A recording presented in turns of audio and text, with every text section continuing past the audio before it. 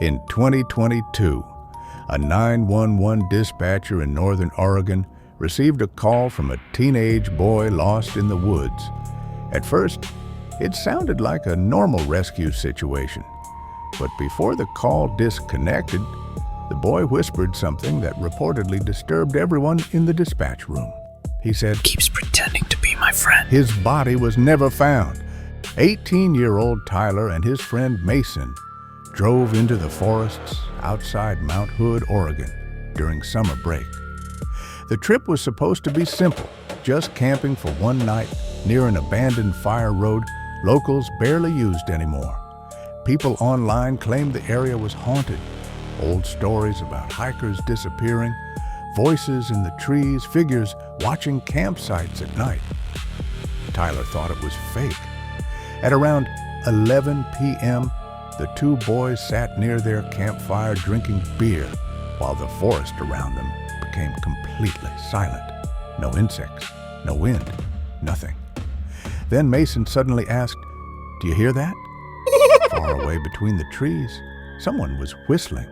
Slow, off-key, almost human. At first they assumed another camper was nearby until the whistle moved closer, much closer, without any footsteps. Tyler grabbed a flashlight and scanned the woods. Nothing, just trees. Then the whistle stopped completely, and from deep in the darkness, a voice quietly said, "Taylor." Both boys froze instantly because the voice sounded exactly like Mason. But Mason was standing right beside him. Neither of them spoke for several seconds. Then the voice repeated it, closer this time. Mason immediately whispered, "Don't answer it." The boys rushed into their tent and zipped it shut while something slowly walked around outside. Heavy footsteps circled the tent for nearly 10 minutes, branches snapping, breathing. At one point, Tyler claimed whatever was outside stopped directly beside his head, completely silent, listening. Then came the worst sound, Mason's voice, right outside the tent.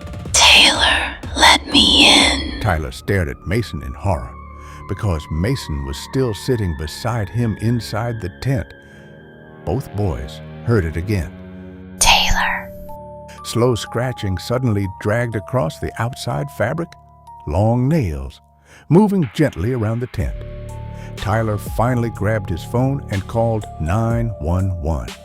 The dispatcher later stated Tyler sounded completely terrified.